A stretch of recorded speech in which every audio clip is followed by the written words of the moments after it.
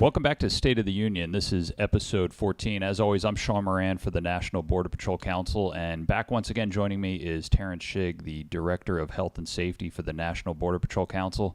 You guys haven't heard him since probably single-digit episodes of the podcast, but it's a pleasure, as always, to have you back, and thanks for agreeing to do the show again. Thanks for having me, Sean. So we want to talk about some of the issues that have come up recently. Obviously, with the death of Agent Vega, the murder of Agent Vega in South Texas, and the overwhelming number of hours that agents are having to work processing. This job, in the best of times, is stressful, and under these worsened circumstances, it can be too much for some people, and so we want to talk about some of the resources and some practices that agents can take to, lessen the stress and to, get out of a bad situation if possible. Yes, and one of the things first of all, want to say our thoughts and prayers go out to the families for Agent Vega. That's not something that any of us want to see any of our family go through, so let's rally around that family. Let's support them. Let's make sure that they get everything that they need from the agents and from the agency. And you're right. It's a stressful job, inherently a stressful job. Just the things that we do on a normal day are stressful. So that's one of the things we have to take into account and start planning for that. And planning for that meaning taking care of our everything to what we eat to what we're doing. All those types of things factor into the stress levels that we deal with every day. Now, what are some of the easiest things? Because it can be very difficult. You're working shift work. You come home. You've just worked 10 hours, or unfortunately in some cases less than 10 hours due to the AUO restrictions. But it's still a long day. It's still a very difficult day.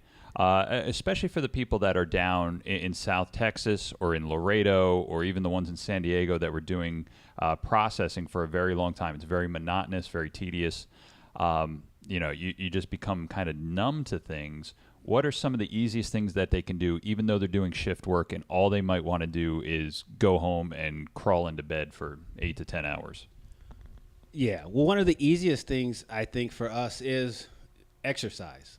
Most of our guys are pretty fit. Most of our guys have exercised, or at one time we were pretty fit.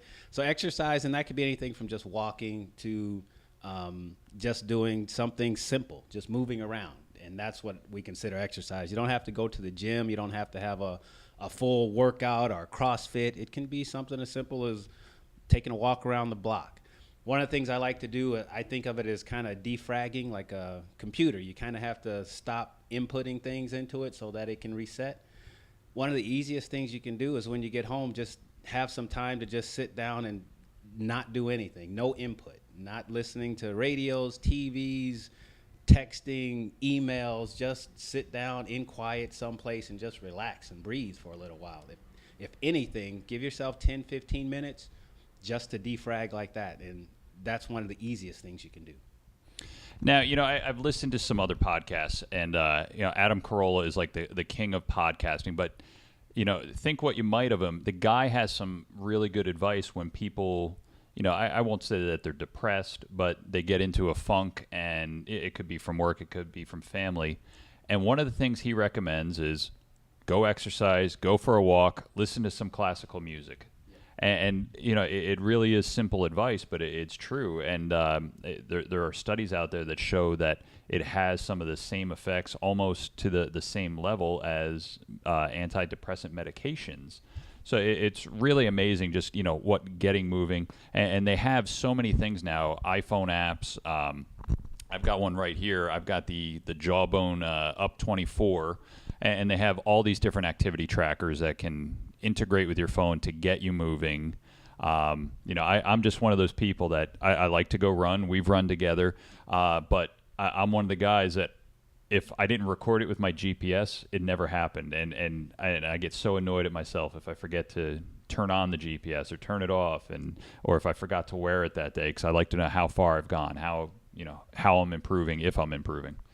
It's interesting you mentioned a comedian, because that's one of the things that the studies have shown too, and is a simple thing to do, is just laughter. Listening to something, a comedian, watching the Three Stooges. There's a Dr. Bernie Siegel who does a lot of studies on the benefits of laughter, and he does his studies with cancer patients, that type of things, of people that are going through serious medical issues. But laughter is one of the easiest things, and that's something that we naturally do. We have that dark humor already, but focusing it and making sure you're getting that time in just to relax and laugh at stuff, because you have to laugh at this job. You have to laugh, or else you will stress yourself out. It's true. You just need that time to unwind. Now, what about? Let's look at some other aspects of it. As we're sitting here chugging down caffeine, in copious amounts, things like caffeine. Obviously, we have members that are going to smoke, and you might not agree with it, but you can understand it. Everybody copes differently.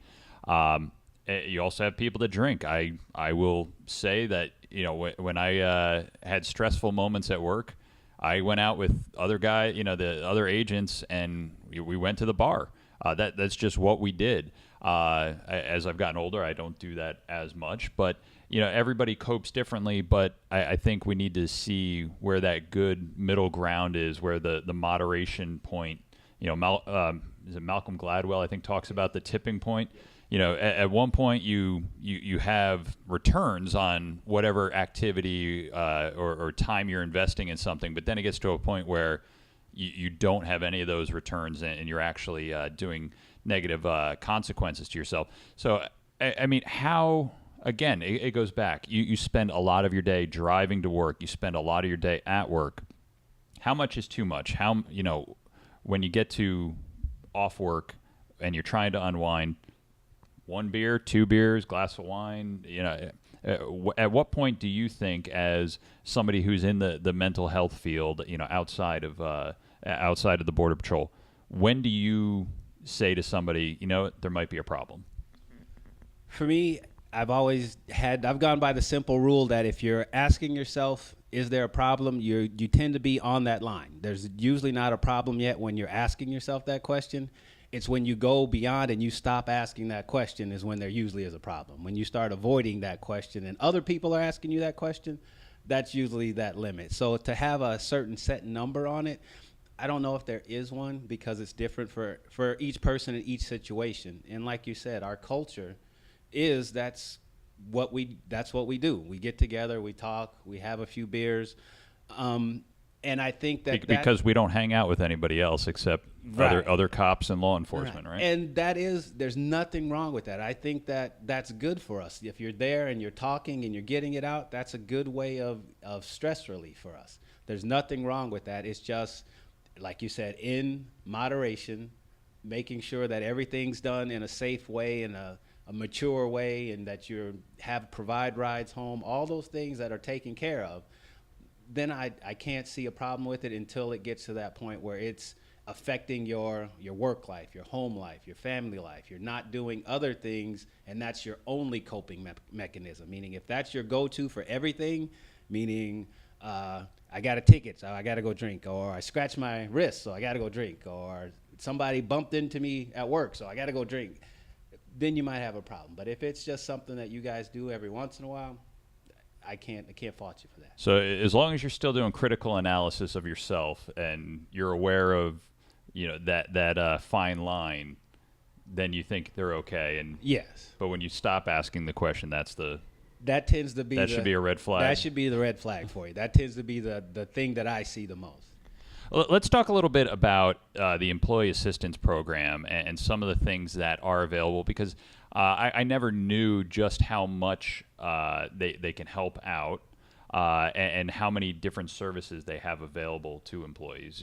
Most people just think of it, I've been in a shooting or I've been involved in a critical incident, and I need to go talk to the psychiatrist or the psychologist and do my mandatory sessions and then go back to work.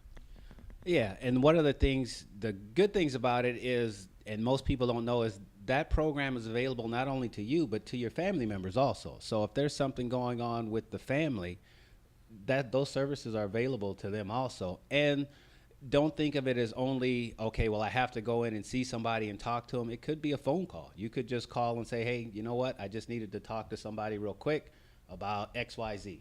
and that could be it. It could just be a phone call just to get another perspective. And I always think that that's important sometimes is we can convince ourselves of anything if we talk to ourselves long enough. So sometimes it's important just to get that outside perspective. And it's also something that you could use if you are worried about somebody at work.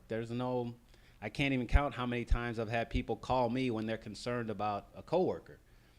And you can do that. You can call EAP and say, hey, you know what? I'm concerned about agent so-and-so or my coworker. What do you think what can I do? How do I approach it? How do I talk to them? They'll give you advice on that also. So it's not just okay, come sit down and let me psychoanalyze you. It could be just a consult over the phone, or it could be a consult for your family. It could be something for your family to go to. So there's a lot of different aspects to it than what we traditionally think of as EAP. Now with EAP, how many sessions do you get? Is there a limit on what you can do during a year? I believe if you're going to see, one of the counselors, that there is a limit. I thought it was 3. Can you speak to that a little bit, and how often can you use it? Also, confidentiality. Let's get into that a little bit. I know there's some concerns because this is being paid for by the agency, and there's concerns that, hey, if I say that I'm stressed out, am I going to get a fitness for duty? Is this all going to be reported back to my employer? My understanding of the program is that it's 6 sessions a year. Okay. And that's all you get. You just get those 6. Every year you get 6 more. As far as confidentiality, they don't report back to the agency anything as far as what you discuss in that session. And that's any therapist that you go to. They have a confidentiality clause in there that there's only certain conditions where they can disclose anything, and that's not just with EAP. That's any licensed mental health professional. Correct. And let's just touch on that. Before we go on, it's if you're going to harm yourself or harm others, correct? Right. Or commit some kind of The legal obligation. The legal obligation comes when you are going to harm someone else, or there's child abuse, elder abuse. Those are the legal obligations. Ethically, if you're going to harm yourself, they have an ethical obligation to try and keep you safe because, let's face it, that's why you went to them, and that's why they got into the business, is to make sure that people are safe. I'm glad you said business, because in the end, it is a business, yes. And when you look at it logically, these doctors are not going to, doctors, counselors, whoever you see, they are not going to risk their livelihood by violating one of their oaths of office, one of the ethical standards, which is to keep these things confidential, because their business would just evaporate if they were reporting things back. And they would lose their license, because that is a condition of having your license, and every state has a different licensing board.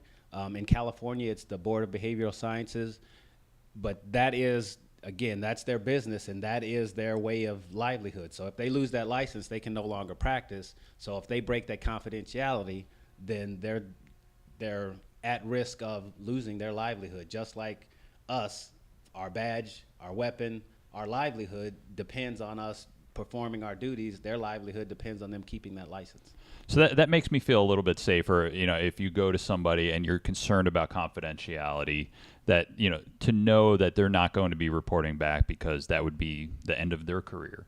So that does, I think that'll provide some, comfort to people that might be concerned about that. Right. And also another aspect of it that we don't think about is if we're going to use the services and we need if we need documentation of that, you should go to an outside source besides EAP, because part of their contract states that they can't write documentation as far as any type of legal documentation. So if you wanted to go to court and get something from the agency based on the EAP, I would go to a private doctor outside of EAP on your own to do that. And that's also another option. If you're that concerned about the employment assistance program and you still want somebody to talk to, go through your health provider.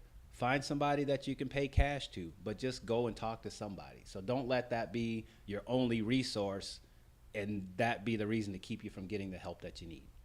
Okay, still talking about employee assistance program. I can say from seeing some of the trainings that I've been at, These are professionals that do care about Border Patrol agents. I've talked to agents that have gone to see some of the psychologists and psychiatrists here in San Diego, also El Centro and Tucson sectors, and they said, they have really enjoyed it. It was not the experience they thought it was going to be, and just felt that the professional that they were seeing truly cared about them and truly wanted to help the situation, no matter what it was, if it was very serious or a less serious type of matter. So for those that want to go see, what's the easiest way to do it if they want to see a counselor? The easiest way to do it is you can go to either their website and you can just type in EAP on any of the government computers. They'll take you to it. Or you can give them a call and just get a consult and find out who you talk to. Now, I don't have the number right off the top of my head, though. Well, we'll get it up on the screen. If you look at the bottom of the screen, it will be flashing right now. We don't have it. Maybe we should have prepared for that. And something I also wanted to touch on is, as far as the professionals or the counselors and therapists that are available to EAP, just like anything else, it's okay if you don't fit with the particular counselor that you're with. If you go to one and it just doesn't fit or you don't feel comfortable with them, don't let that be your only experience. Don't let that be the reason not to get help. Try another one, because they're just like anything else. Sometimes the individual that you go to, it's not that they don't care or they're not professional. It's just that's just not the right person for you.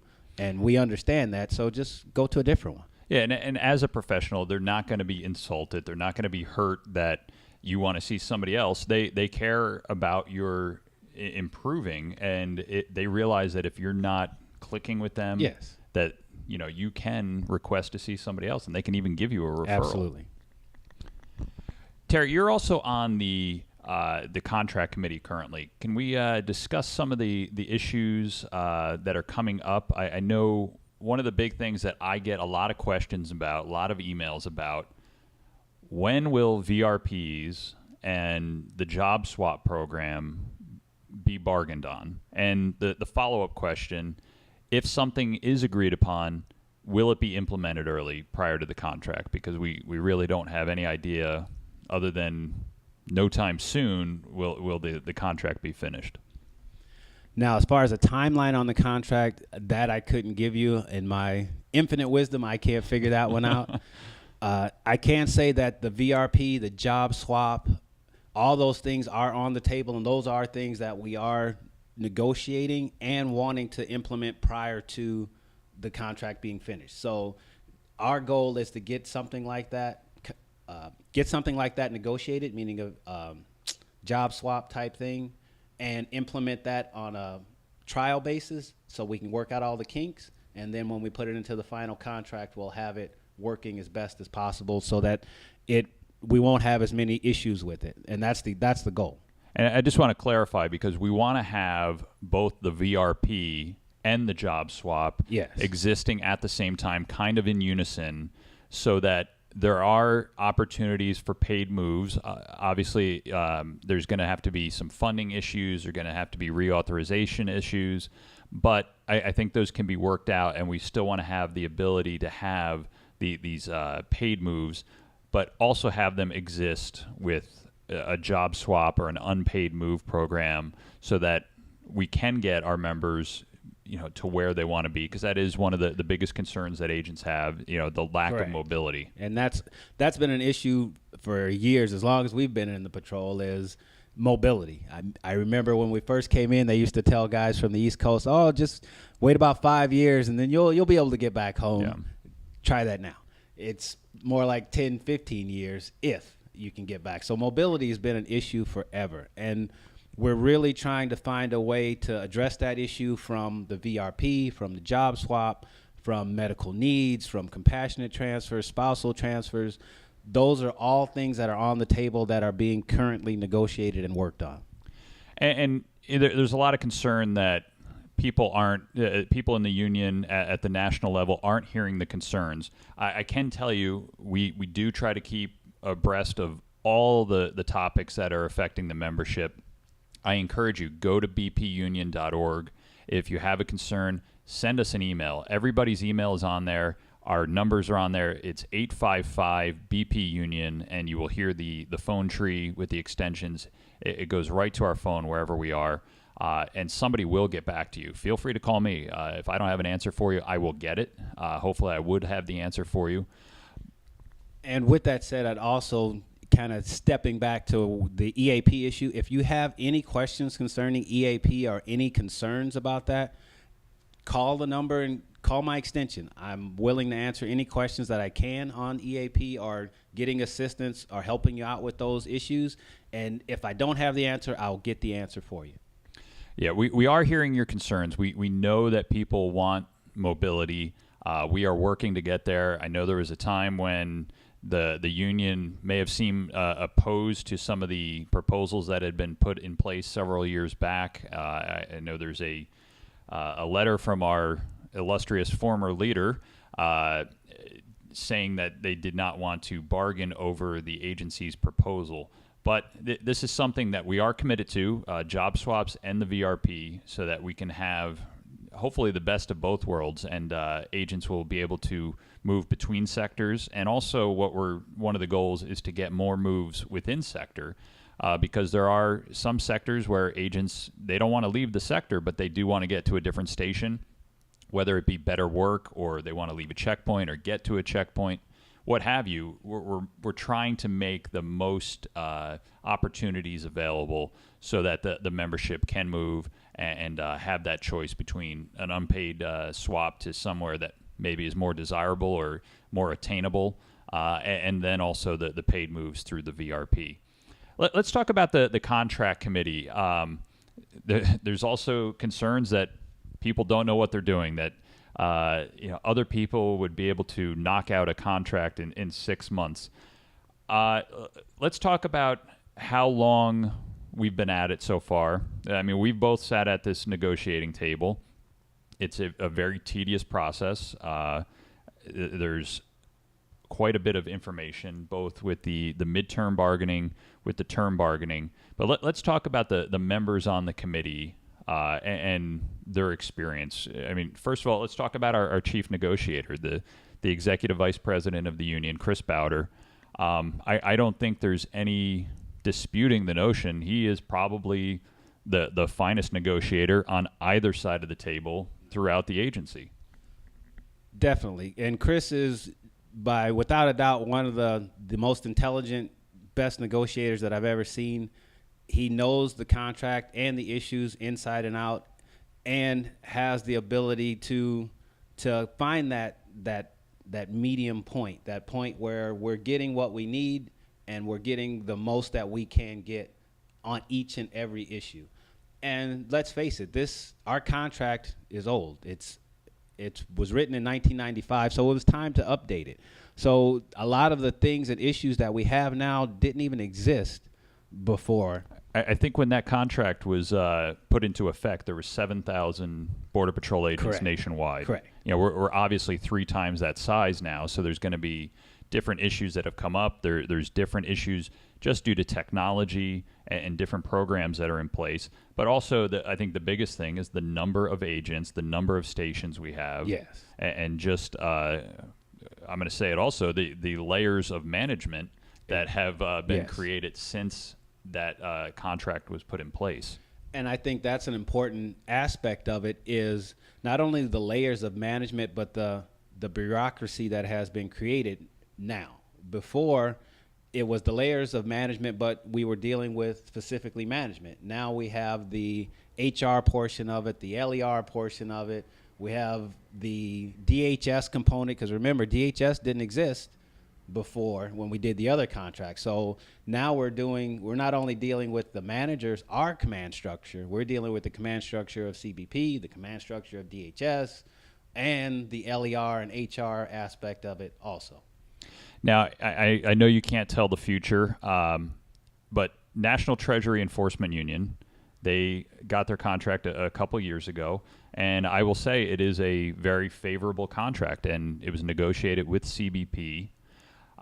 Do you foresee the National Border Patrol Council, as it stands right now, would you predict that we get a contract that's as favorable for us as it was for them? That is our goal, and that's what we will push for at the very least, because it makes, and that's one of the arguments that we've had over and over again is, if you've already agreed to this with NTEU, why are you having an issue agreeing to it with us? So at the very minimum, that is our goal, yes. It'd be very hard for a third party, in my opinion, and in my experience, to say, okay, you are the same agency, you have agreed to this contract stipulation or contract article with NTEU, but now you are opposing it with the NBPC. That would seem like disparate treatment to me. And in my opinion, it seems like a slam dunk that we could get whatever that article is, or whatever that provision of the article is. So it doesn't make a whole lot of sense to me that we would not come out with as favorable a contract. Correct, and that's the issue that we're dealing with it. Now, we're a different entity, we're a different organization, yes, but some of those same ground rules, some of those same issues are our same issues. So to have to rehash those things is one of the things that takes some of the time that is taking right now. Let's talk about some of the other people that are at the table. For those that don't know, also on the committee are Eric Sparkman. If you've ever met him, he is not afraid to tell you what he's thinking and his opinion on how things will affect the membership. So it's fun to see, to watch him work. He is a strong advocate for Border Patrol agents and for the union. Also on the committee, Derek Hernandez, very vocal, former local president out of Yuma, now the Southwest VP for the National Border Patrol Council. And also James Stack, the former president out of El Paso, recently retired, but he is the current secretary of the National Border Patrol Council. I don't think I've ever met, with the exception of maybe Daryl Schemelhorn, a more stronger union supporter in my entire life than Jimmy Stack, and yes, a prolific writer. Yes, that's saying the least of it. One other thing I want to point out on the contract committee, people ask, why are we part of AFGE? How do they help us? I can say, in terms of the pay reform and lobbying efforts, they have been phenomenal under the leadership of J. David Cox, but they are also assisting in this effort. Can you talk a little bit about that? Yes, they've sent Charlie Bernhardt, which is one of their staff contract negotiators from D.C., to come out and help us with this. And he's been invaluable from the sense that management has an LER person, a labor employee relations specialist, and an attorney on their side. So everything that they say, they have somebody there to research it and back it up. Charlie is good for us because he has contacts where he can go into not only the law, but the other contracts, just like we were talking about what's in NTEUs, but he has experience with Social Security, with the VA, with all these other contracts. So when they ask, okay, well, is this in law or is this in another contract? Charlie is very quick to say, well, yeah, I've already been in a contract negotiation. This has already been done. We're not reinventing the wheel. We're not asking for something that hasn't already been asked for and approved. And I think that definitely gives us an edge, and it's definitely appreciated. Now, correct me if I'm wrong. I think he's been doing this for close to 30 years, correct? Yes. So the guy is an expert in the field. I recently took him on a border tour in San Diego sector so that he had a better idea of what agents had to deal with every day. He was shocked at some of the working conditions and the things that we had to put up with, just in terms of the danger, driving on roads, on the side of a cliff. He just, he was in shock as we were driving up the switchbacks, but that's an everyday thing for Border Patrol agents. But an outsider, it's just something that they can't handle in some cases. But he did say that the contract committee was the finest and best prepared that he had ever worked with. So I am very confident as to the abilities of the contract committee to get a good contract, and I have faith that we will come out of this with a much better collective bargaining agreement. Yes, I agree. And one of the things that I've learned over doing this process, it's opened my eyes to one, how good our guys are and how committed our guys are, as well as to some of the intricacies of contract writing, because it is an art. It's not something that you can just pick up and do just off the cuff. These guys have gotten really good at it. Chris has gotten great at it. Jimmy's really good at it, and Sparky is kind of like the bulldog in the corner. But yeah, all these guys have gotten really good at doing this over the year, and I expect it to speed up because we've gotten more precise at what we do, and I think it's going to help us in the end. Talk about some of the other issues, on your radar right now, and the one that when I think of Terry Shigg, I think of suicide prevention. Where does the agency stand with that? How it seems to have kind of tapered off a bit, which is a good thing. I haven't heard. 2 years ago, a year ago, it seemed like every time you turned around, we were losing an agent to suicide. Where do we stand today? Well, I know the impression is that it's something that is kind of tapered off. I want to make sure that guys realize that it's still an issue out there, and it's still one of my pressing issues, and it will always be a pressing issue for me.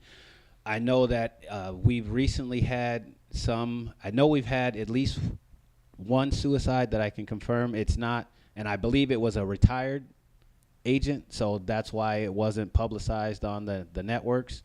I know that we've still been working on in the new contract for the EAP. I know we're trying to get some more protocols as far as like suicide prevention or the hotlines or some type of online service that guys could go to, and even just more awareness is going to be the issue or the efforts going forward to make sure that it's always something that's out there so that guys know that what to do before you get to that point. And that's something that we'll always push for. Is there any more ongoing training that's going to be taking place with that? Not as far as the agency is concerned. I know with us in the Border Patrol, we continue to do it at the yearly conventions. I continue to put out information, and I will continue to put out information on a regular basis, probably quarterly, on that type of stuff. But we haven't done anything, and I don't know of any sectors that are doing anything right now. You can go back. We had one of our early podcasts. I think it might have been number 2 or number 3. Terry was a guest on that, and we talked about suicide prevention. It was I'd say it was about a half-hour conversation on it. Yes, I think so. And so you can go back and check that out. That's available on our website, bpunion.org. Any other issues that are on your radar that you're concerned with and want to get out to the membership? No, I just think these podcasts are important just to get the information out there so that guys can know what's going on and stay informed. And like you said, if you have any questions, feel free, reach out and let us know so that we can address them. So we've seemed to have gotten back on track with the number of podcasts. We're going to try and put out an audio podcast every Tuesday, and then possibly every week, but most likely every pay period, we're going to try and have a video podcast like this. And sometimes we're going to go long form like we did today, question and answer, possibly some training through Terry and other members of the committee. Also, keep looking for the 5-minute contract series. You will see some of our staff attorneys breaking down the current contract and how it affects your conditions of employment and things that you need to know about that. Jason Aldridge has put out 2 of those.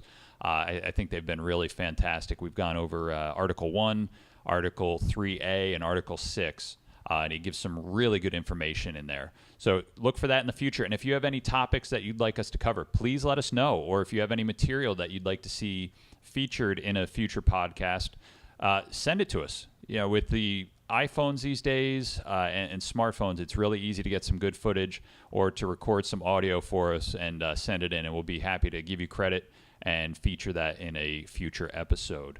So until next time, this is the State of the Union. I'm Sean Moran for Terry Shigg. Thanks for watching and stay safe.